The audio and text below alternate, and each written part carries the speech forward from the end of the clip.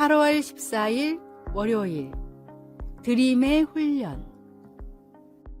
영국의 종교개혁자 존 웨슬리가 처음 사역을 시작했을 때 받은 돈은 대략 30파운드, 한화 45,000원 정도였습니다.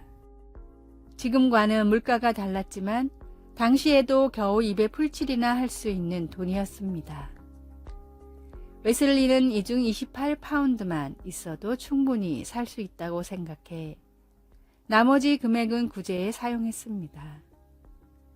이후 헌금이 많아져 수입이 60파운드로 늘었지만 여전히 28파운드만 쓰고 나머지는 구제에 사용했습니다.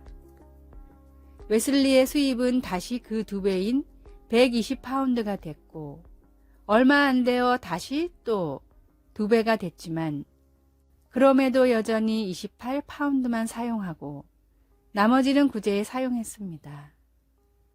웨슬리는 이후에도 얼마를 벌더라도 최소한의 생활비만 남기고는 전부 구제에 사용했습니다.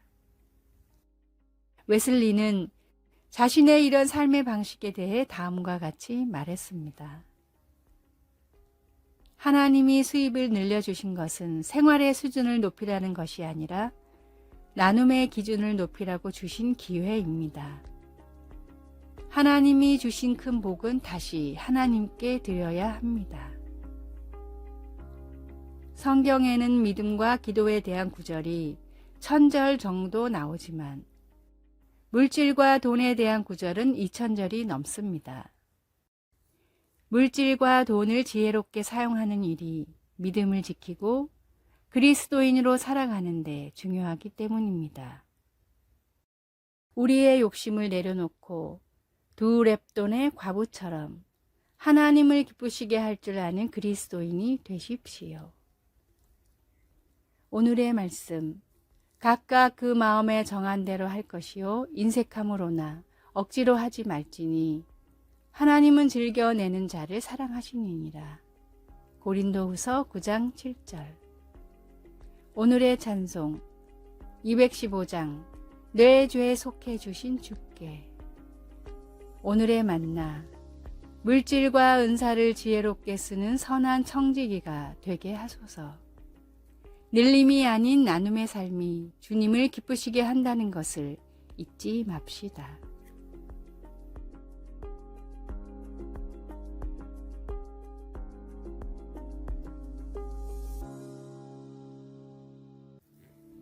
(8월 15일) 화요일. 하나님은 아십니다. 대형 추상화 작품을 감상하려고 멈추어 서 있던 한 부부가 그림 아래에 열려있는 물감통과 붓이 있는 것을 보았습니다.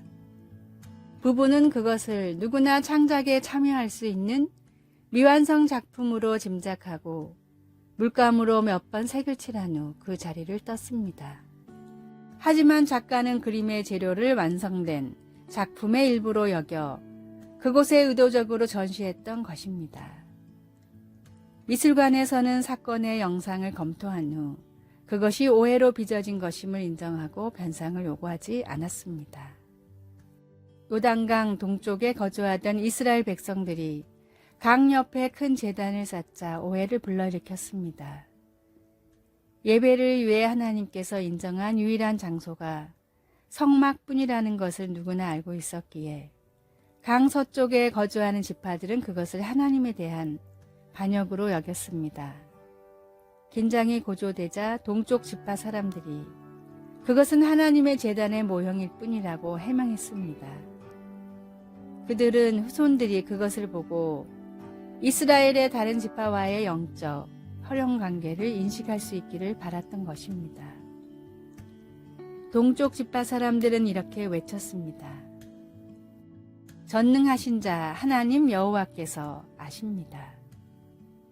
다행히도 다른 지파 사람들이 귀 기울여 듣고 정황을 파악한 후 하나님을 찬양하고 집으로 돌아갔습니다. 다른 사람들과의 화합을 위해 노력할 때 우리는 하나님을 의지할 수 있습니다. 말씀, 전능하신 자 하나님 여호와께서 아시나니. 여호수아 22장 22절. 찬송 212장 겸손히 주를 섬길 때. 기도. 하나님, 귀를 기울여 듣고 겸손히 말할 수 있게 도와주소서. 아멘.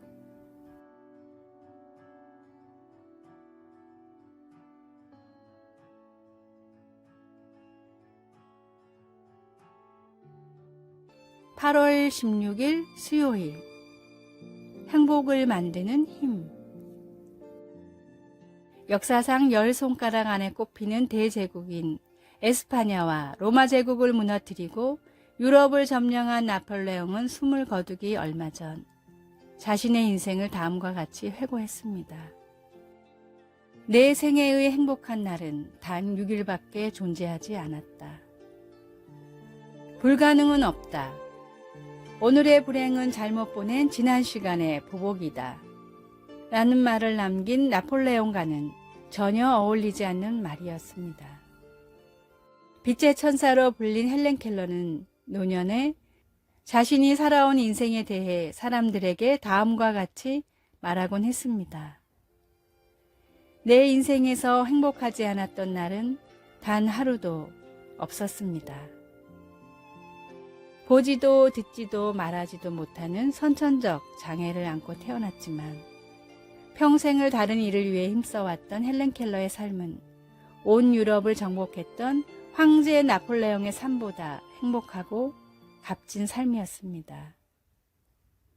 세상의 모든 것을 누리는 한평생보다도 주님을 믿고 주님의 말씀을 행하며 살아가는 단 하루가 훨씬 값지고 행복한 삶입니다. 우리의 삶은 지금 불행합니까? 아니면 행복합니까? 참된 행복이 있는 주님의 곁을 한평생 떠나지 마십시오. 오늘의 말씀. 주의 궁정에서 한 날이 다른 곳에서 첫날보다 나은즉 악인의 장막의 거함보다 내 하나님 문지기로 있는 것이 좋사오니. 시편 84편 10절. 오늘의 찬송 435장 나의 영원하신 기업. 오늘의 만나. 주님, 어떤 삶이 값진 삶인지 느끼고 깨닫게 하소서. 참된 행복으로 향하는 나침반을 주님께로 향하게 합시다.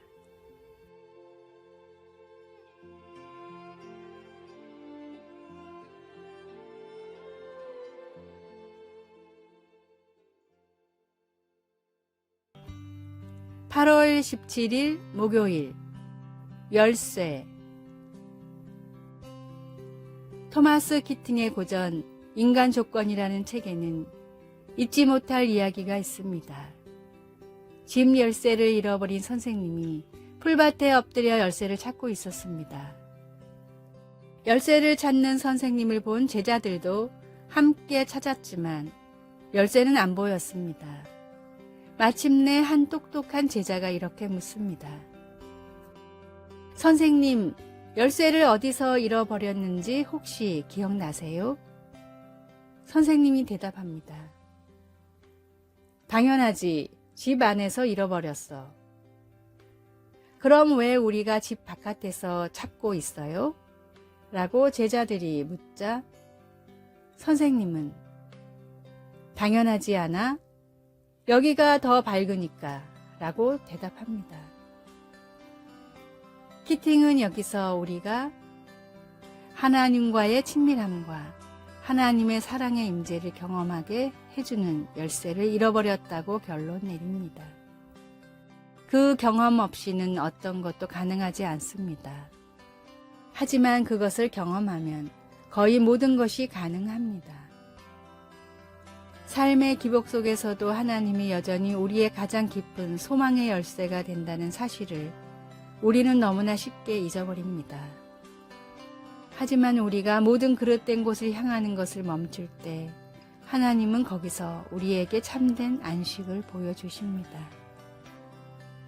마태복음 11장에서 예수님은 하나님의 길을 지혜롭고 슬기 있는 자들에게는 숨기시고 어린아이들에게는 나타내신 하나님 아버지를 찬양합니다.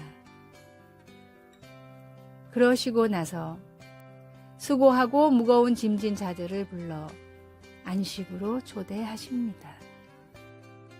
말씀, 나는 마음이 온유하고 겸손하니 나의 멍에를 메고 내게 배우라. 그리하면 너희 마음이 쉼을 얻으리니. 마태복음 11장 29절. 찬송 526장 목마른 자들아. 기도. 가장 화려해 보이는 곳에서 만족을 찾으려 하는 저의 모습을 자주 봅니다. 그 대신 참된 평안을 찾기 위해 하나님께로 향할 수 있도록 도와주소서. 아멘.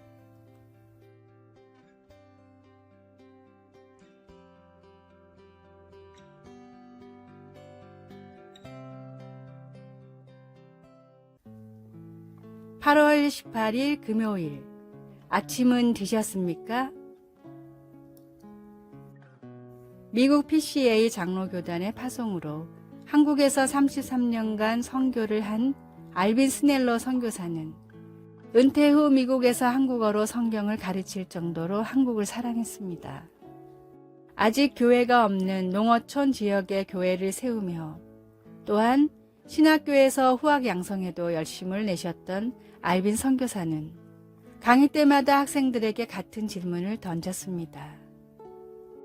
여러분, 아침은 드시고 오셨습니까? 강의 시간이 아침이든 점심이든 혹은 저녁이든 선교사는 항상 아침을 먹고 왔냐고 물었습니다. 외국인이라 한국말이 서툴러서 하는 질문이라고 생각하기에는 그의 한국어는 매우 유창했습니다. 결국 호기심을 못 이긴 한 학생이 왜 매번 아침을 먹고 왔냐고 물으십니까? 라고 물었습니다. 제가 말한 건 육의 양식이 아니라 영의 양식입니다. 학생들의 육의 양식은 잘 챙기는 것 같은데 영의 양식은 아침도 잘 안 챙겨 먹고 오는 것 같습니다. 하나님의 말씀을 정말로 영혼의 양식이라 믿는다면 끼니를 챙기듯이 말씀을 챙겨야 합니다. 하루를 살아갈 힘이 되며 우리의 약속이 되시는 주님의 말씀을 매 끼니 챙기십시오. 오늘의 말씀. 썩는 양식을 위하여 일하지 말고 영생하도록 있는 양식을 위하여 하라. 이 양식은 인자가 너희에게 주리니 인자는 아버지 하나님의 인치신 자니라. 요한복음 6장 27절. 오늘의 찬송 202장 하나님 아버지 주신 책은. 오늘의 만나. 생명의 양식인 주님의 말씀을 중히 여기며 자주자주 보게 하소서. 살아갈 힘이 되며 우리의 약속이 되시는 주님의 말씀을 매 끼니 챙깁시다.